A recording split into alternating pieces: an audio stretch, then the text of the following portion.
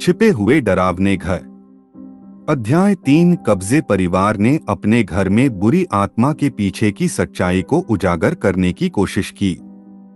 अनिरुद्ध और परी अपनी बेटियों की सुरक्षा के बारे में चिंतित हो गए क्योंकि उन्होंने भूतिया उपस्थिति को अधिक आक्रामक और हिंसक होते देखा।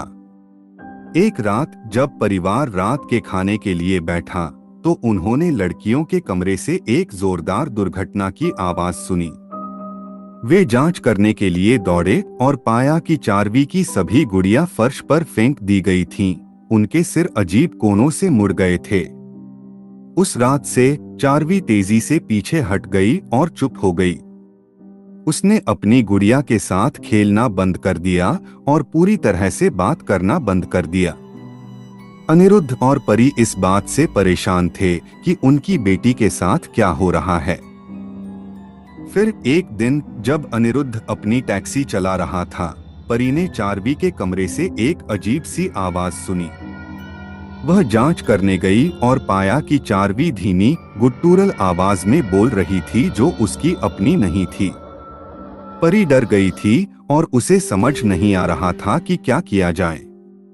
उसने एक स्थानीय पुजारी को बुलाया जो अलौकिक के अपने ज्ञान के लिए जाना जाता था,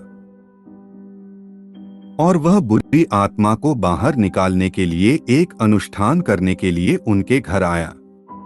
अनुष्ठान के दौरान चारवी ने बेतुके ढंग से चिल्लाना शुरू कर दिया। उसकी आंखें काली हो गईं और उसका शरीर अप्राकृतिक तरीकों से दूषित हो गया। अनिरुद्ध और परी डर गए क्योंकि उन्होंने अपनी बेटी को पुरुषवादी आत्मा से ग्रसित होते देखा। पुजारी ने जल्दी से काम किया, प्रार्थनाओं का पाठ किया और चारवी को उस दुष्ट इकाई से छुटकारा दिलाने के लिए मंत्र डाला जिसने उसे पकड़ लिया था।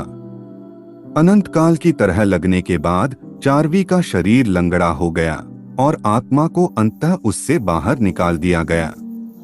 लेकिन राहत अल्पकालिक थी।